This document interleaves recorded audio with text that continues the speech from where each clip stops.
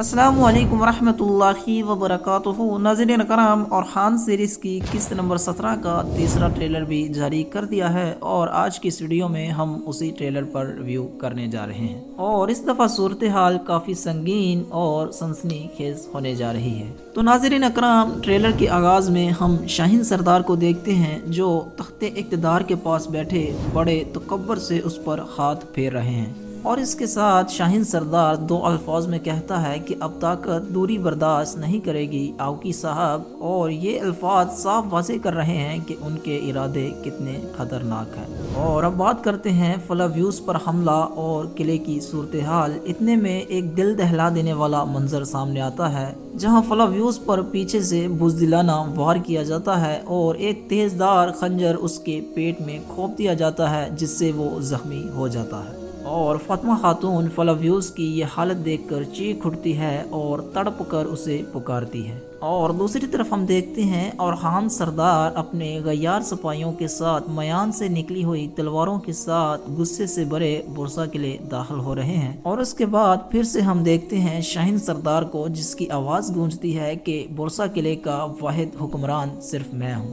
اور دوسرے منظر میں ہم دیکھتے ہیں دمیر خان ڈیفنے اینڈریاس کے ساتھ مل کر اور خان سردار کو ختم کرنے کی سازشیں بن رہا ہے۔ وہ کہتا ہے کہ ان زمینوں پر اپنا ناپاک مقاصد حاصل کرنے کے لیے اور خان کا راستہ روکنا ایک فرض بن چکا ہے۔ اور اس کے بعد پھر ہم دوسری طرف یہ دیکھتے ہیں کہ اورخان سردار کو شاہین شاہ اور ان کے سپاہیوں نے چاروں طرف سے گھیر لیا ہے، اور اورخان سردار بے خوف آنکھوں سے دشمن کی آنکھوں میں آنکھیں ڈال کر کہتے ہیں کہ کیا تم مجھ سے غداری کر کر اس تخت پر بیٹھو گے؟ اور شاہین سردار بڑی ڈٹائی سے جواب دیتے ہیں کہ یقیناً ایسا ہی ہوگا، اور اپنی تلوار کو نکال کر اورخان بے کے سامنے کھڑے ہو جاتے ہیں۔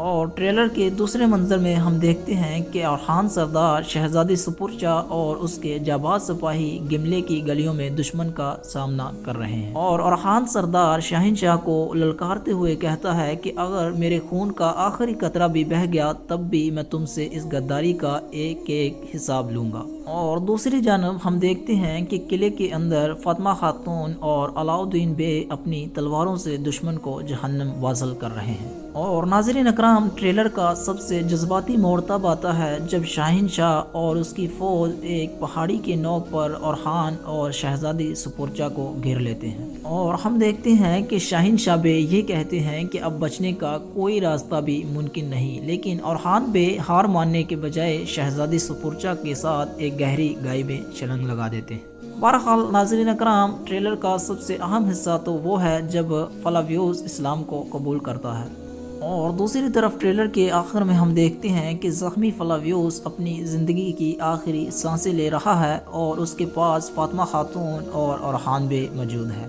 فاطمہ خاتون کی آنکھیں آنسوؤں سے نم ہے جب فلاویوس کہتا ہے کہ میں گناہگار ہو کر نہیں مرنا چاہتا، میں مسلمان ہونا چاہتا ہوں۔ اور اس کے بعد ہم دیکھتے ہیں کہ فلاویوس کلمہ شہادت پڑھتا ہے، جو اس ٹریلر کا سب سے طاقتور لمحہ ہے۔ اور ٹریلر کے آخر میں ہم دیکھتے ہیں کہ محل کے اندر حالات بہت خراب ہے۔ دیدار خاتون نے گنجا خاتون کی گردن پر خنجر رکھ لیا ہے، اور نیلوفر خاتون کو یہ دھمکی دیتی ہے کہ اب تمہاری حکومت ختم ہو چکی۔ اور ایک منظر میں ہم یہ بھی دیکھتے ہیں کہ قاسم کو بے ہوش کر دیا جاتا ہے، اور ملخون خاتون کی گردن پر بھی شاہین شاہ بے تلوار تون لیتے ہیں۔